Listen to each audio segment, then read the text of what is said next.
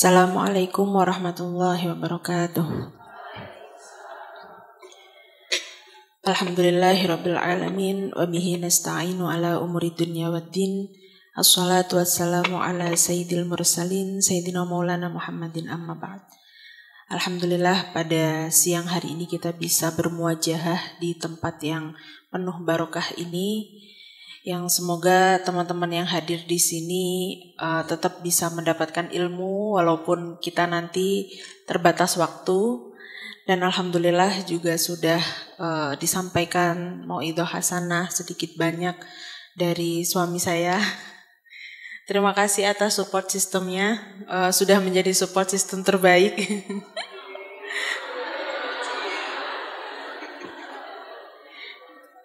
Ya begitulah seharusnya seorang pemimpin ya. Dia punya, meskipun bayangkan kadang itu sayanya nggak berhalangan hadir. Tapi di sini gambarnya muka saya besar gitu. Yang duduk di sini beliau gitu. Sayanya nggak hadir, tapi tetap saja dilakukan demi membahagiakan istri. Semoga teman-teman yang belum juga bisa mendapatkan suami sing gemati nggih. Jadi kadang kalau saya ditanya apa ya kenapa bisa terus semangat gitu. Sebetulnya saya nggak terus semangat juga, tapi karena saya disupport dengan penuh, dengan luar biasa, alhamdulillah semangat itu selalu ada. Yang sampai siang hari ini kita bisa bertemu, saya bisa menyapa teman-teman semua. Alhamdulillah yang saya hormati seluruh pengurus Masjid Agung Jawa Tengah, penyelenggara acara, takmir masjid dan seluruh teman-teman yang hadir. Mungkin saya tidak akan berlama-lama, langsung saja kita membahas mengenai tema kita pada siang hari ini, yaitu harta tahta wanita, bukan ya? Harta, etika dan keluarga. Perempuan itu selalu dihadapkan dalam berbagai dilema dan polemik, entah itu dilema dan polemik internal maupun eksternal. Kita itu dituntut mandiri, tapi kita dianggap jangan terlalu mandiri. Kita diminta pintar, tapi jangan terlalu pintar. Kita disuruh cantik, tapi nggak boleh berlebih-lebihan, nggak boleh mencolok. Kita disuruh untuk memiliki etika, tapi juga harus punya prinsip. Jadi banyak sekali kontradiksi dan kegambangan yang dimiliki oleh perempuan. Betul atau tidak? Jadi sebetulnya kita itu harus jadi seperti apa? Kita harus membantu suami, tapi kita tidak boleh dalam rumah tangga kita tidak boleh terlalu dominan. Karena kita tidak boleh mengambil yang namanya peran kepemimpinan yang seharusnya dimiliki suami. Jadi kita harus submisif, tapi kita juga harus mandiri. Harus punya kemandirian, gak boleh terlalu bergantung. Jadi perempuan itu harus seperti apa sih? Jadi perempuan itu adalah tentang menemukan keseimbangan di antara semua itu. Kita sebagai seorang perempuan, saya sebagai seorang ibu meskipun baru 2 tahun usia anak saya, dan saya menjadi seorang istri meskipun baru 3 tahun usia pernikahan saya terus mempelajari, saya terus belajar untuk bagaimana sih menjalankan peran saya secara ideal. Karena ternyata itu tidak mudah. Kita diberitahu bahwa Islam itu sangat memberdayakan perempuan. Pada abad ke-7, pada awal mula datangnya agama, di dalam Al-Quran banyak sekali kisah-kisah perempuan. Dan bagaimana Nabi ini betul-betul mensyariatkan bahwa kedudukan perempuan itu sejajar dengan laki-laki dalam bidang sosial, politik maupun budaya. Banyak sekali ummul mukminin kita yang memiliki signifikansi peran yang luar biasa pada awal mula datangnya agama. Mapan finansial Sayyidah Khadijah, mapan intelektual Sayyidah Aisyah. Ibu rumah tangga juga ada contohnya, Sayyidah Fatimah. Jadi kita sudah punya banyak peran, banyak contoh peran perempuan, sehingga berarti peran perempuan itu tidak hanya satu saja. Peran perempuan itu beragam. Ada pilihannya, ada contohnya. Di setiap kondisi terkadang perempuan dituntut untuk mandiri secara finansial. Karena mungkin Naudzubillah, kita nggak pernah tahu ya umur suami gitu. Kadang saat satu titik belum semuanya cukup, belum semuanya selesai, anak-anak belum selesai, ternyata suami dipanggil oleh Allah. Tapi katanya ada dua. Suami itu ada dua, kalau nggak diambil perempuan lain, diambil Tuhan, Allah katanya. Jangan suruh milih ya. Tapi saya lebih ikhlas yang kedua aja gitu. Enggak Mas, jangan deh. Temenin saya sampai akhir.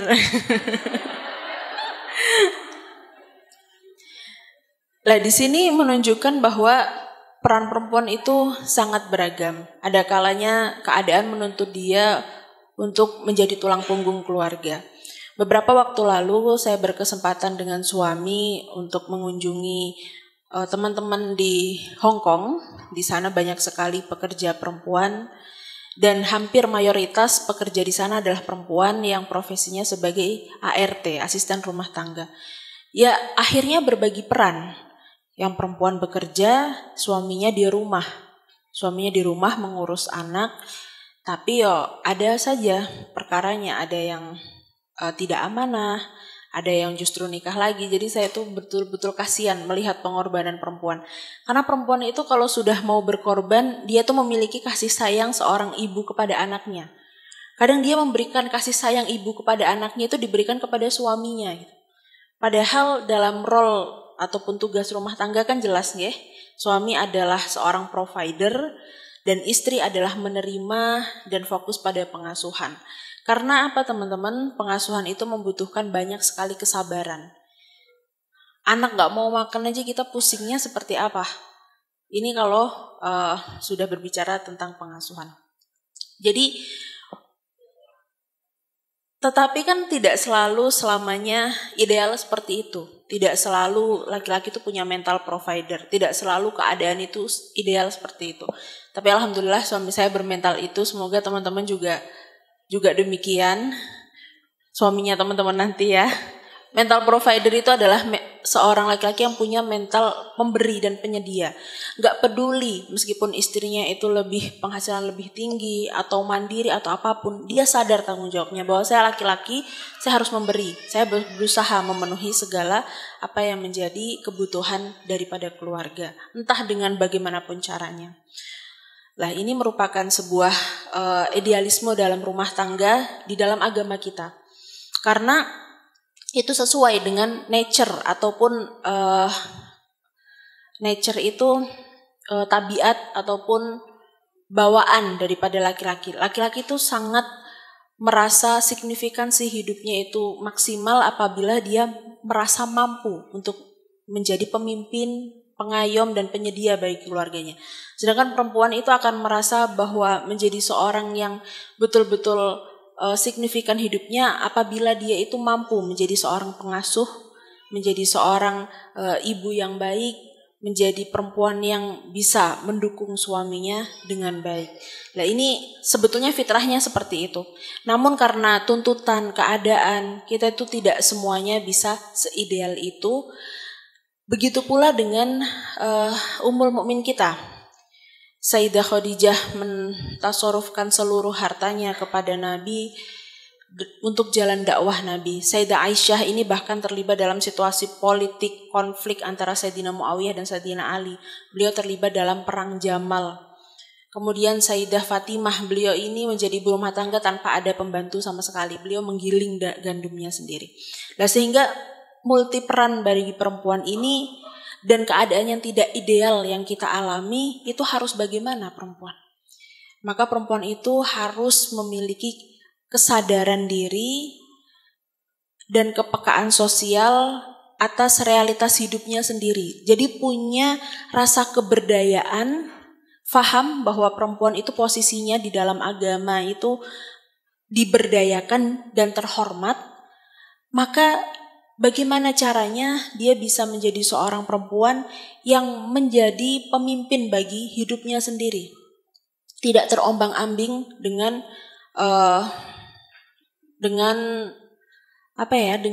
misalkan begini, FYP-nya lagi banyak sekali romansa. FYP-nya lagi banyak sekali pernikahan-pernikahan yang romantis gitu. Akhirnya pengen nikah. Terus besoknya ternyata ada KDRT, ada perselingkuhan, ada yang namanya masalah rumah tangga yang dulu artisnya kelihatannya harmonis, sekarang kok bertengkar, mau cerai gitu. Di sidang perceraian keluar semua aib istrinya gitu. Jadi takut nikah. Lah menikah ini, moodnya nikah tergantung FYP media sosialnya. Ini berarti dia tidak memiliki pemahaman yang utuh terhadap pernikahan itu sendiri. Dia tidak punya tujuan. Dia menikah hanya karena ya semuanya pada nikah, saya nikah. Ya karena menikah itu kayaknya enak daripada nyelesain kuliah gitu, sudah capek. Ya kayaknya ada yang ngurusin, enak lah. Tidak seperti itu. Keberdayaan perempuan itu harus digunakan supaya dia itu bisa menjadi nahkoda bagi kehidupannya. Kalau dia memilih untuk menikah, dia melakukan itu dengan sadar dan sukarela. Kalau dia memilih untuk mengambil peran tulang punggung misalkan, lakukan itu dengan sadar dan sukarela. Dia memilihnya dengan sadar dan sukarela. Sehingga keberdayaan itulah yang akan membuat seorang perempuan ini bisa memaksimalkan kehidupannya dengan baik dan mencari keseimbangan antara setiap peran yang dia lakukan. Bukan karena ikut-ikutan, bukan karena FYP TikTok misalkan, bukan karena semuanya sudah nikah, bukan karena ditanya kapan nikah, tapi dia paham kapan saya siap nikah.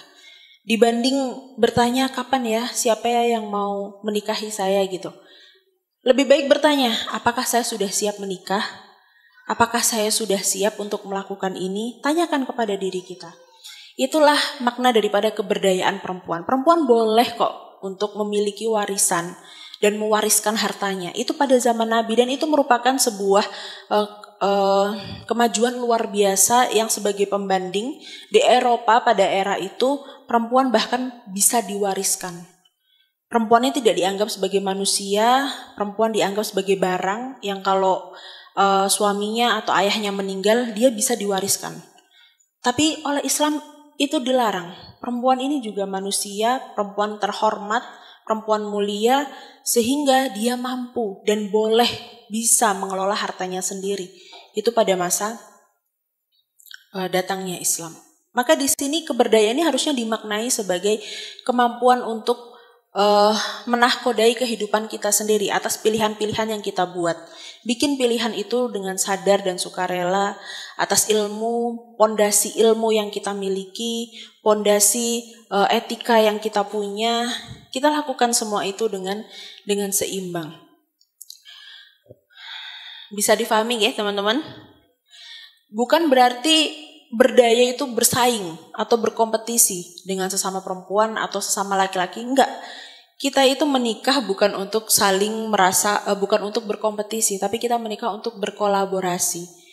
Karena setiap dari kita memiliki peran yang berbeda di dalam pernikahan.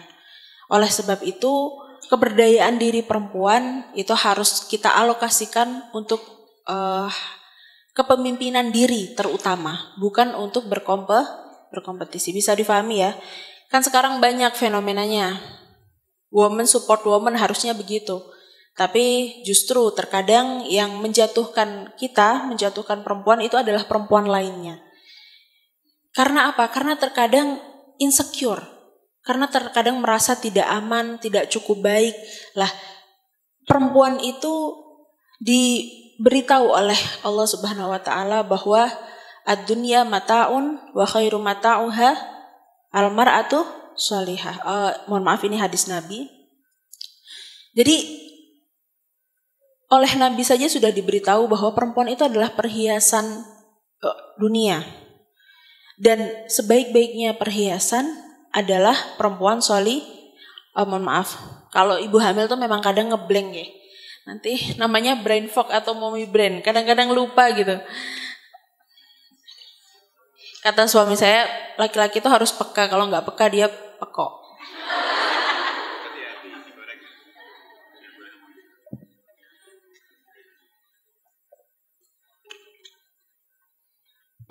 Tapi untuk mendidik seorang anak laki-laki yang peka itu adalah dengan membiarkan anak laki-laki kita mengungkapkan emosinya ketika dia masih kecil.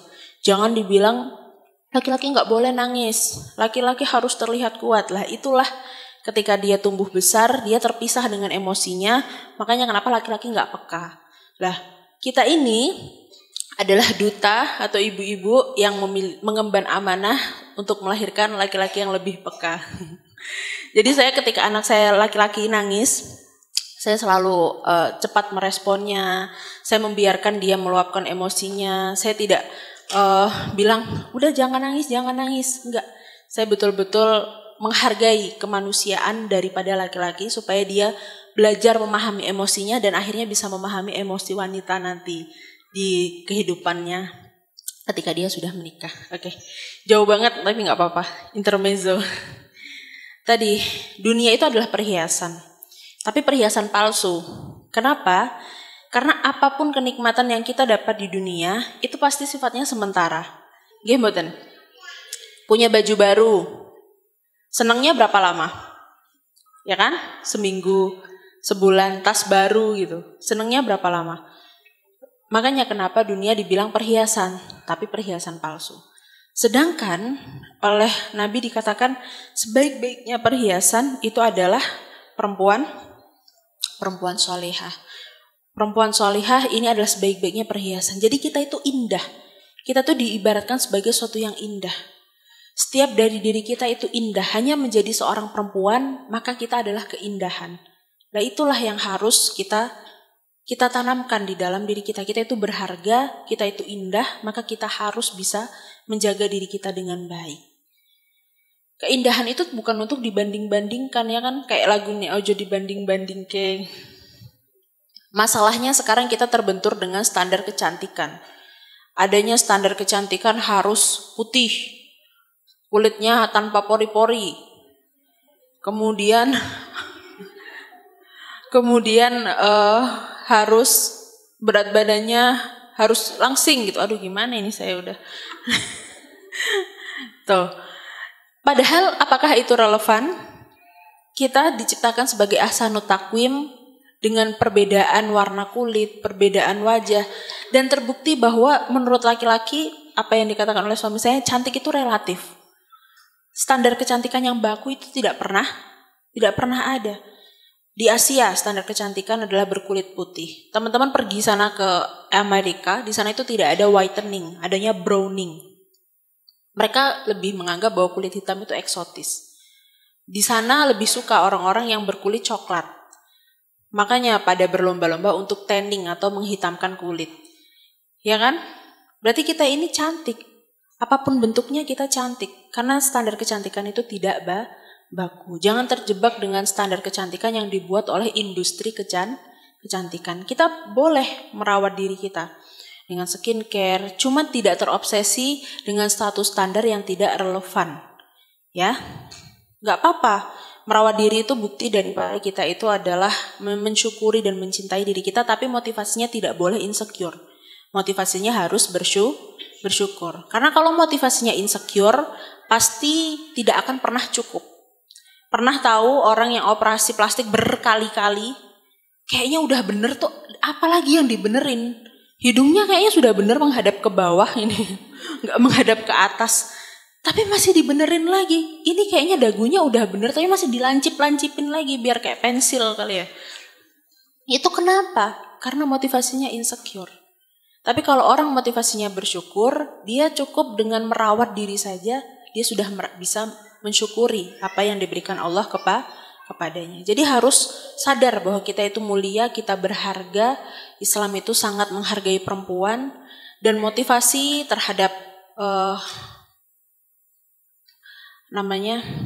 motivasi terhadap berhias yang kita lakukan atau mempercantik diri yang kita lakukan adalah tentang bersyukur, bukan insecure. Nah, dari situ maka perempuan dikatakan sebagai sebaik-baiknya perhiasan, mar'atus sholihah. Sholihah itu apa sih? Sholihah itu adalah perempuan yang menyadari bahwa orientasi tertinggi bagi kehidupannya adalah memiliki ketakwaan kepada Allah Subhanahu wa Ta'ala. Takwa itu sangat dalam sekali maknanya dan berat sekali implementasinya. Takwa, takut kepada Allah, bukan takut kepada istri tua ya. Takut kepada Allah artinya apa? Menjalankan semua perintah dan menjauhi semua larangan. Artinya perempuan itu dalam setiap tingkahnya harus halal, harus thayyib, dan juga harus ma'ruf. Harus halal ini dia melakukan segala sesuatunya yang memang diperbolehkan oleh Allah atau mungkin disunahkan bahkan diwajibkan. Dia tidak melanggar perintahnya, dia tidak melakukan sesuatu yang haram. Kemudian dia juga melakukannya dengan thayyib, dengan baik. Jalan dia untuk mendapatkan jodoh misalkan, dia lakukan dengan cara yang baik. Jalan untuk mendapatkan rizki, dia lakukan dengan baik. Dia tidak curang dalam hidup, dia tidak menyalahi hak orang lain. Ini thayyib. Kemudian yang terakhir harus ma'ruf. Ma'ruf itu pantas, layak. Harus sesuai dengan martabat yang tinggi bagi perempuan. Perempuan itu berharga, maka harus memposisikan dirinya sebagai sesuatu yang berharga, melakukan sesuatu dengan bermartabat. Meskipun kita sayangnya seperti apa dengan misalkan ya, dengan kita sayang banget sama orang, tapi ketika kita itu tidak dianggap, ketika kita itu justru rasa sayang kita justru dipermainkan, niat baik kita ingin menikah misalkan dengan seseorang, tapi kok dipermainkan, oh berarti itu tidak ma'ruf, itu tidak layak untuk kita teruskan. Ya kita meneruskan dengan orang yang memang sama-sama mau menjalin hubungan pernikahan dengan kita, tapi kok kiranya secinta-cintanya saya sama beliau, kalau beliau nggak mau sama saya nggak mau. Kayak gitu loh. Jadi harus ma'ruf, harus bermartabat perempuan itu di dalam setiap tingkahnya. Makanya kenapa perempuan itu harus menjaga izzah, iffah, dan muru'ah. Kalau di dalam kitab akhlak. Izzah itu adalah sebuah kemuliaan. Izzul Islam itu sebuah kemuliaan. Dan kemuliaan itu bisa didapat apabila perempuan itu menjaga harga dirinya, muru'ahnya, dengan cara iffah. Iffah itu menahan dirinya. Jadi dia itu tidak terombang-ambing oleh emosionalnya, dia menjaga diri dari hal-hal yang haram, dia menjaga martabatnya. Apapun yang terjadi, pokoknya saya tidak boleh merendahkan martabat saya sebagai seorang perempuan. Mengucapkan atau mengatakan cinta kepada lawan jenis duluan boleh nggak? Menurut fikih, boleh nggak? Boleh. Perempuan ngomong cinta duluan, ngajak nikah duluan, boleh nggak? Menurut fikih, boleh. Tetapi dengan catatan tidak merendahkan harga dirinya, tidak dengan mengejar terus, tidak dengan menjadi seorang perempuan yang agresif, enggak. Dicontohkan oleh Sayyidah Khadijah, beliau ketika punya maksud untuk menikah dengan Nabi, beliau itu enggak langsung ngomong sama Nabi niku mboten, tapi beliau melalui perantara matur ke pamannya beliau, paman beliau matur ke paman Nabi, kemudian paman Nabi melakukan bermusyawarah keluarga, kemudian baru Nabi melakukan khitbah kepada Sayyidah Khadijah. Terhormat, harus dengan cara yang terhormat. Harus tadi halal, thayyib, dan ma'ruf. Harus menjaga muru'ah, menjaga martabat kita sebagai perempuan itu di atas segalanya, di atas rasa cinta kita kepada seseorang. Makanya kenapa yang nomor 1 harus tawakal. Karena tawakal itu melepaskan semua kemelekatan kita terhadap makhluk. Secinta-cintanya saya sama suami saya, kalau misalkan secinta-cintanya kita sama seseorang, tapi kalau misalkan seseorang itu oleh Allah tidak didekatkan kepada saya, masa saya mau mengejar-ngejar terus? Kan enggak. Jadi saya lepaskanlah orang itu, saya percaya kepada Allah akan didatangkan orang yang lebih baik untuk saya. Begitu tawakal. Orang yang tawakal itu mampu melepaskan kemelekatan diri terhadap makhluk, terhadap sesuatu, sehingga dia bisa ringan menjalani kehidupan dan memprioritaskan apa yang seharusnya diprioritaskan, apalagi perempuan, yaitu martabat di diri. Dengan menjaga muro'ah, dengan menahan diri terhadap hal-hal yang haram, hal-hal yang bisa melukai martabatnya, maka perempuan itu akan menjadi perempuan yang mulia. Terbukti laki-laki itu akan semakin bersemangat untuk semakin yakin menjadikan kita istrinya apabila justru ketika kita nggak minat sama dia gitu. Saya tuh heran gitu. Beneran, saya ini nggak tahu ya, beliau ini dulu tiba-tiba datang uji nyali dari Kendal ke Kediri. Iya, sendirian. Saya tuh nggak tahu dulu beliau itu siapa, dari mana gitu. Dia sama nggak tahu, cuman katanya setelah lihat saya pengen nikahin saya langsung. Pas nadar pertama, langsung, oh ini istri saya gitu. Saya tuh masih mikir-mikir, katanya love at the first sight gitu. Kata Mas Riwkil, kalau kita ketemu jodoh, vibes-nya tuh beda seperti kita ketemu perempuan lain gitu. Beliau itu langsung punya keyakinan, oh ini istri saya. Saya tuh berpikir begini, laki-laki itu berarti dari awal kenal, dia udah tahu posisi kita itu seperti apa gitu. Kita mau dijadiin istri, atau jadiin pemain cadangan misalkan. Ya naudzubillah, jangan ya. Sedangkan saya itu nggak mau dijadikan pemain cadangan, saya maunya prioritas gitu kan. BCA prioritas misalkan. Aduh, oh ya nggak boleh sebut merek. Nah, tapi pada saat itu ketika beliau sudah yakin, saya masih ragu. Ini orang dari mana sih gitu kan. Belum kenal memang, belum kenal. Tapi memang kita sama-sama santri. Secara kompatibel kita kompatibel lah. Sama-sama santri, punya latar belakang, punya guru yang tidak jauh berbeda. Dan hasil istikharahnya bagus. Kemudian dari keluarga juga banyak yang nyambung gitu. Ya sudah, tapi secara personal saya nggak kenal sama dia. Tapi beliau yakin banget sama saya. Saya tuh jadi bingung waktu itu. Dan saya berpikir, kenapa ya setiap kalau perempuannya itu nggak terlalu yakin, tapi laki-lakinya yakin banget. Tapi kadang kalau misalnya perempuannya yang terlalu yakin, mengejar dan agresif, laki-lakinya malas. Karena apa? Karena memang kita itu disuruh untuk tenang saja.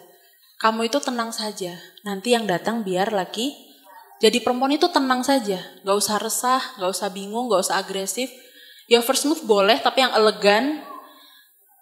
Lah, nanti akan didatangkan pangeran berkuda putih. Yeah.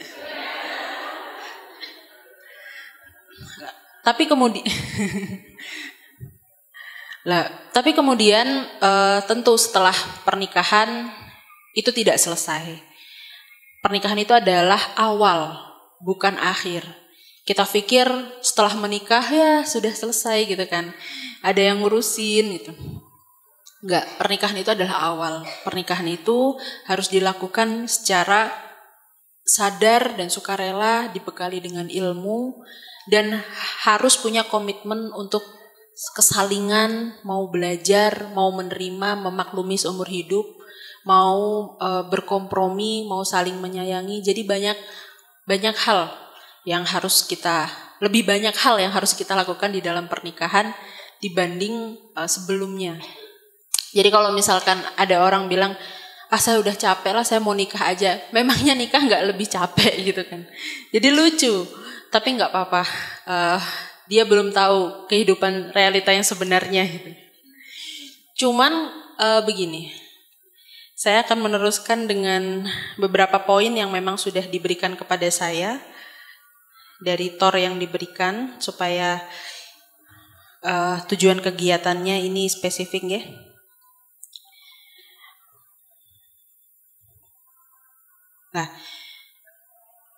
Nah, kemudian selanjutnya adalah etika. Di sini diminta untuk memberikan pengetahuan muslimah tentang etika istri terhadap suami sebagai bekal berumah tangga. Tapi kalau saya begini, saya mau menikah dengan laki-laki yang memang mencintai saya dan mau menjadi suami saya. Karena saya nggak sempurna. Ada kalanya saya itu manis sekali, ada kalanya saya tantrum, ada kalanya saya juga ngereok gitu. Tapi kalau laki-laki yang menyayangi dan mencintai istrinya, dia akan mau berusaha sabar dan mengerti situasi apapun yang sedang dialami oleh wanita. Itu yang pertama pondasi. Jadi memang lebih baik perempuan itu tenang. Biarkan laki-laki yang datang, biarkan laki-laki yang mengejar, karena itu adalah bentuk kesungguhan. Kalau dia sungguh-sungguh ingin menikah dengan kita, dia akan berkomitmen terhadap dirinya sendiri untuk menjaga dan merawat kita dalam kondisi apapun. Meskipun kita ngereok, meskipun kita tantrum. Nah, tetapi yang harus perlu difahami untuk menjaga etika dalam pernikahan, memahami kebutuhan masing-masing. Di dalam Al-Quran dikatakan wa'ashiruhunna bil ma'ruf. Salinglah memperlakukan satu sama lain dengan cara yang patut, cara yang bermartabat. Salah satu maksud daripada cara yang patut dan bermartabat itu adalah memahami kebutuhan masing-masing.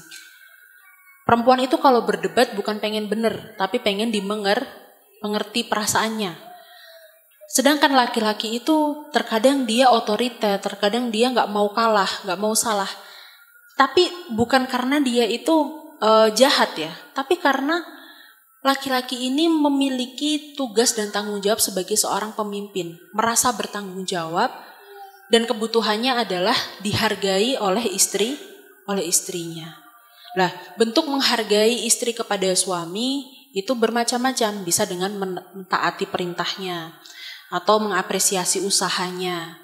Kemudian sering-seringlah berterima kasih atas apa yang dia berikan, seminimal mungkin. Kita berusaha mencari hal baik dibanding terus mengulik apa sih kurang suami saya. Tapi kita berusaha untuk memberikan atensi lebih terhadap kelebihannya. Nah, itu akan memotivasi suami-suami kita untuk menjadi ayah maupun suami yang lebih baik lagi tanpa kita sadari. Nah, makanya kenapa memahami kebutuhan itu penting.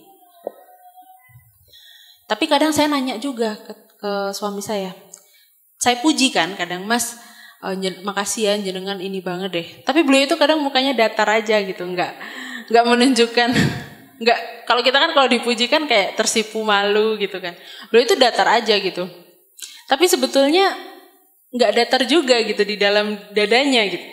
Tapi karena memang nature-nya seorang laki-laki itu tidak ekspresif, sehingga kita ya sudahlah nggak ekspresif. Yang penting saya sudah memberikan apresiasi terhadap apa yang beliau lakukan gitu. Semoga itu memotivasi beliau untuk bisa melakukan dengan lebih baik lagi, dengan lebih sempurna lagi.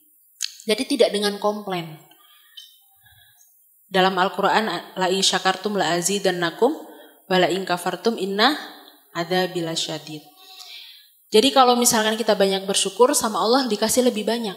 Tapi kalau kita tidak bersyukur, kita akan merasa kekurangan terus, ya kan? Begitu juga dengan hubungan, dengan relasi. Kalau kita itu banyak bersyukur, kita punya rasa husnudzon. Husnudzon itu dianjurkan karena kebaikannya itu kembali kepada kita loh teman-teman.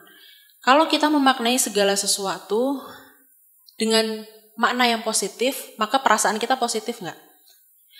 Segala sesuatu di luar diri kita itu netral, karena perspektifnya macam-macam. Gimana?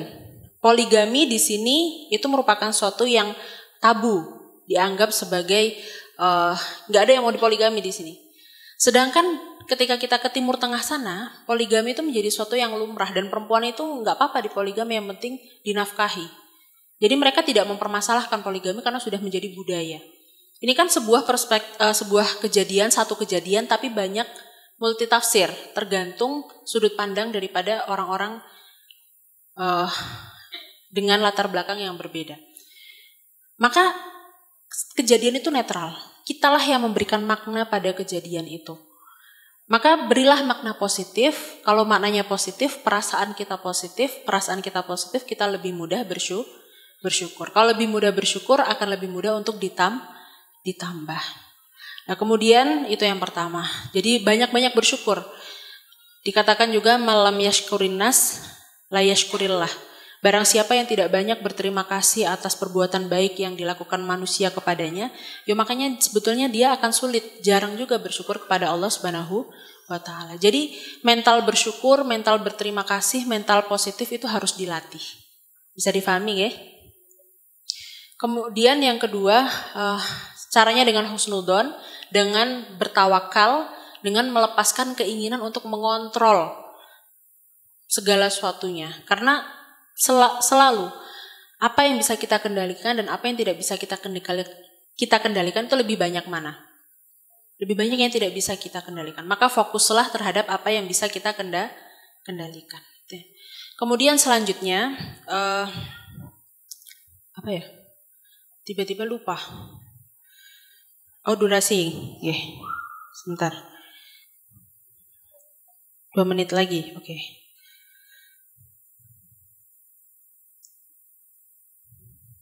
Kemudian ini selanjutnya membangun komunikasi yang asertif. Jadi menemukan pola komunikasi yang efektif dalam pernikahan. Jadi setiap orang itu memiliki cara komunikasi yang beda-beda. Namun setiap orang tidak ada yang suka dihakimi, apalagi suami.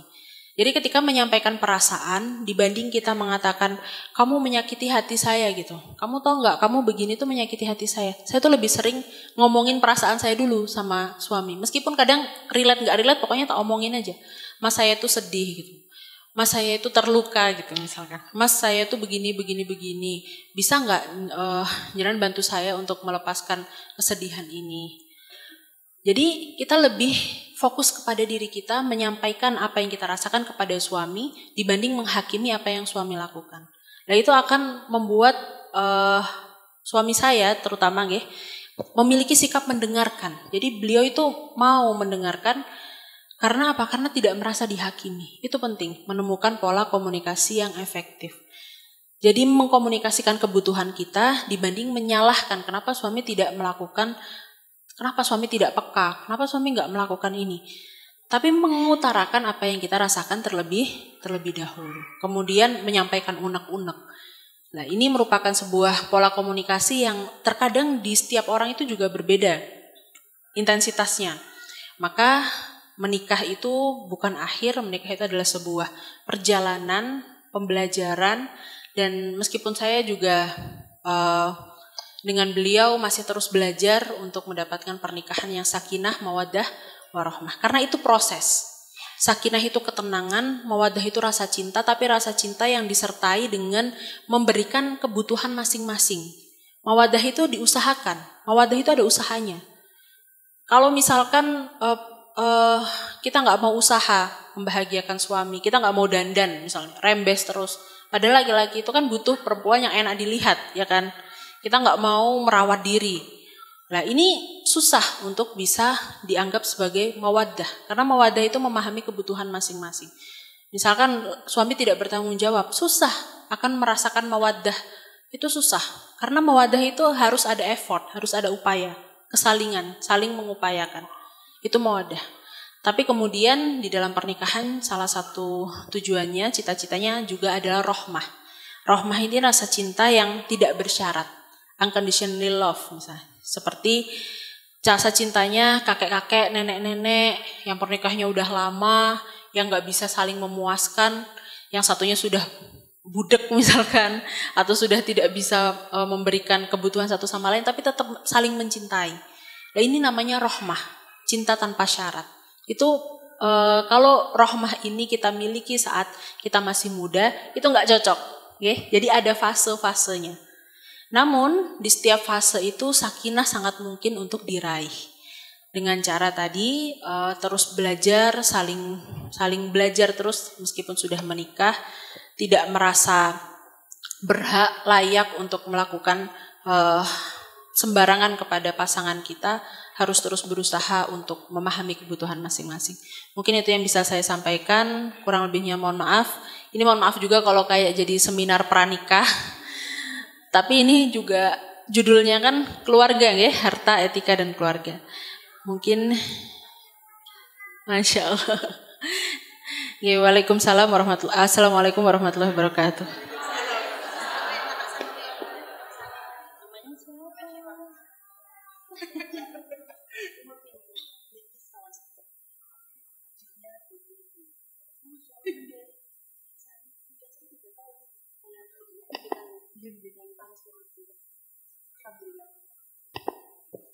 Alhamdulillahirrahmanirrahim.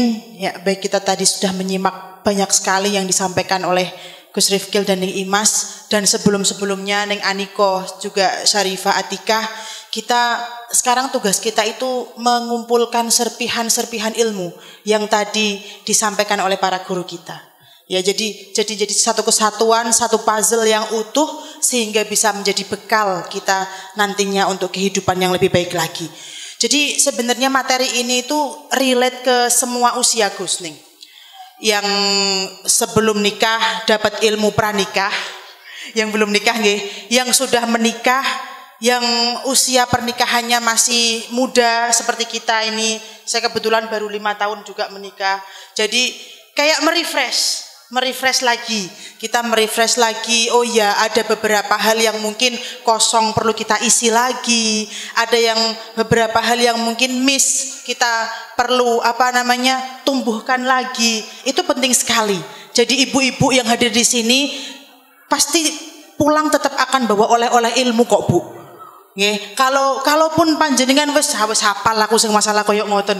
Iya, niki yang hadir kan macam-macam niki. Ada yang sudah senior banget, ya. Jadi oleh-olehnya itu mungkin nggak cuman buat panjenengan, tapi nanti bisa buat panjenengan untuk berikan lagi ke putra-putrinya. Kita kasih pengertian bagaimana mereka nanti itu menghadapi rumah tangga yang bayangannya itu cuman indah-indahnya saja, tapi ternyata banyak sekali tantangannya. Banyak sekali pondasi yang harus kita persiapkan, banyak sekali ilmu yang harus kita persiapkan untuk menghadapi itu semua. Jadi sahabat-sahabat semua, tidak ada yang rugi datang ke majelis ini, ya. Tidak ada yang merasa pulang dengan tangan kosong. Insya Allah semuanya pasti akan dapat ilmu dari guru-guru kita. Jadi banyak sekali sebenarnya yang saya catat nih dari paparan Ning Imas dan Gus Rifkil nih. Tapi kalau tak sampein semua asar gitu ini. Karena ini kita lokasinya di masjid gini, Gus, jadi terbatas sekali. Azan ya gelem rak gelem, mungkin malah ra entuk ngadake maneh aku diseneni karo bapakku ngono. Ya, sahabat-sahabat, sedikit yang bisa saya sampaikan bahwa kita ini sebagai perempuan, saya sedikit menyimpulkan dari Ning Imas dan Gus Rifkil, sebagai perempuan itu kita ini istimewa, punya privilege sebenarnya kita itu. Dari lahir itu kita punya privilege, meskipun zaman dulu tidak dimunculkan. Privilege itu tidak dimunculkan. Siapa yang bisa memunculkan itu? Kita sendiri. Kita perempuan ini punya keistimewaan. Siapa yang bisa memunculkan? Kita sendiri. Jangan nunggu orang lain untuk memunculkan kita. Keistimewaan kita, jangan menunggu orang lain untuk menganggap kita istimewa. Kita istimewa. You are special. Jadi spesial untuk hari lahir Jamilah yang ke-6 ini, Ning Imas, Gus Rifkil, kami mohon doanya. Ini termasuk yang tidak direncanakan, ya. Wes. Jadi saya juga termasuk pola asuhnya sama seperti itu, Ning. Membiarkan anak itu untuk meluapkan emosinya, betul. Termasuk ini Miss Tantrum, ya. Jadi kayak nurun saka mboke lek. Biasanya ngoten. Jadi nanti treatmentnya after show. Jadi kalau dia habis tantrum show di depan ini, nanti treatmentnya kalau sudah di rumah. Kalau di sini kok kita kita kasih treatment suruh dia mau malah tambah dadi nanti. Jadi tipenya anak-anak itu beda. Ada yang modelnya anteng gitu, ada yang modelnya lihat maknya nggak bisa diem gitu, ada. Jadi yang bisa saya sampaikan dari diskusi kita pada siang hari ini adalah bahwa kita ini perempuan yang istimewa, perempuan yang bisa mengusahakan kesalehan kita. Insya Allah kesalehan itu bisa diusahakan, ya, Neng. Kesalehan itu bisa diusahakan. Jadi kita semua mudah-mudahan bisa termotivasi dari apa yang sudah disampaikan oleh guru-guru kita. Sekaligus mohon doanya, Neng Gus, atas herlah kita yang ke-6 ini. Mohon doanya mudah-mudahan nanti Jamilah ini semakin istiqomah, ya, semakin ngeremboko, jadi salah satu kajian atau jamiah yang bisa memberikan sumbangsih keilmuan dan juga adab kepada para remaja putri dan perempuan-perempuan khususnya di wilayah Kota Semarang ini. Mungkin dari saya cukup sekian yang dapat saya sampaikan. Mohon maaf sebesar-besarnya apabila dalam mengantarkan kajian ini dan dalam mengantarkan diskusi dari awal sampai akhir ada kekurangannya, ada tutur kata yang kurang berkenan, saya mohon maaf. Dan saya ucapkan terima kasih, jazakumullah sanal jaza. Ning Imas, Masya Allah panjenengan sampun keroyo-royo rawuh mriki niku luar biasa banget, ya. Kita merasa tersanjung loh. Kita doakan semoga nanti persalinannya diparingi lancar, diparingi sehat sedanten. HPL kapan nih? Oh akhir Januari, Masya Allah, bentar banget, bentar lagi nih loh. Kita doakan nggih, mugi-mugi Neng Imas diparingi sehat, diparingi kuat selama kehamilan di trimester terakhir nggih. Mugi-mugi diparingi sehat, diparingi kuat, nanti anaknya juga lahir dalam keadaan baik, keadaan sempurna dan sehat juga. Niki untuk menutup nyuwun barokah doaipun Gus.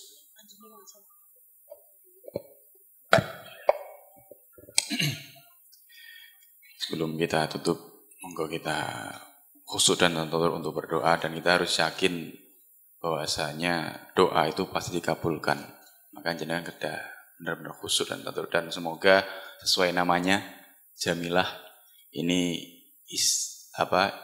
isinya adalah para wanita-wanita cantik, dan semoga secantik namanya, secantik organisasinya, cantik dalam hal ini adalah cantik indallah, bukan hanya cantik indanas saja, karena ada inner beauty dan juga outernya. Jadi biar semuanya cantik luar dalam dohiron wa batinan. Al-hadhiniyah as-soliyah al-qasadina al-fatihah.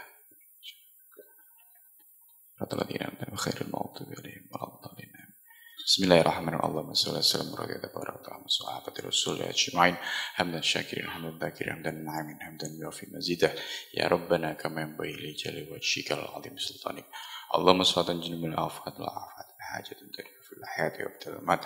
Allahumma as'aluka ridhaka wal jannah, Allahumma as'aluka husnal khatimah, Allahumma as'aluka ilman nafi'a fid dini wad dunya wal akhirah.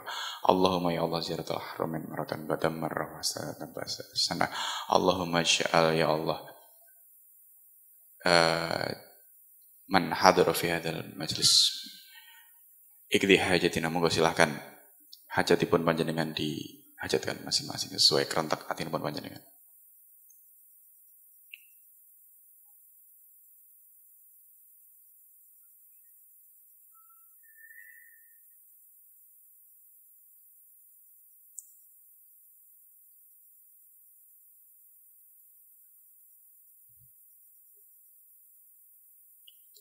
Allahumma ja'al ya Allah jam'iyatan jamilatan istiqomatan manfaatan fid dini wa dunya wal akhirah. Allahumma ya Allah ikdi hajati kullih.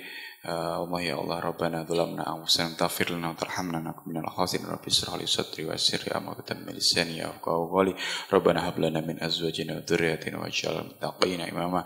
Rabbana atina fid dunya hasanah wa fil akhirati hasanah wa adkhilna al jannata ma'al abrar ya aziz ya ghafar ya rabbal alamin. Subhana rabbika rabbil izzati amma yasifun wa salamun alal mursalin walhamdulillahi rabbil alamin. Barakatul Fatihah. Amin amin amin amin. Doa fi asma tahiyatum fi salam wa akhirat alhamdulillah rabbil alamin. Taqabbalallahu minna taqabbal karim. Assalamualaikum warahmatullahi wabarakatuh. Waalaikumsalam warahmatullahi wabarakatuh.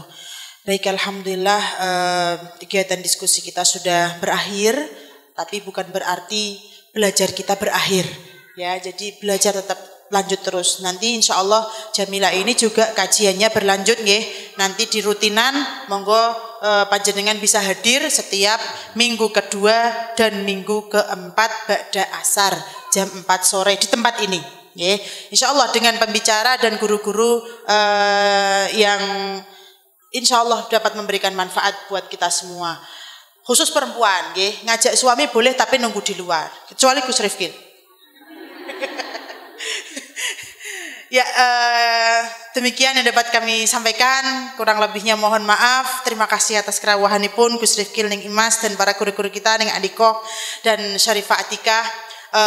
Dari saya kurang lebihnya mohon maaf yang sebesar-besarnya. Wallahul muwaffiq ila aqwamit thoriq. Assalamualaikum warahmatullahi wabarakatuh.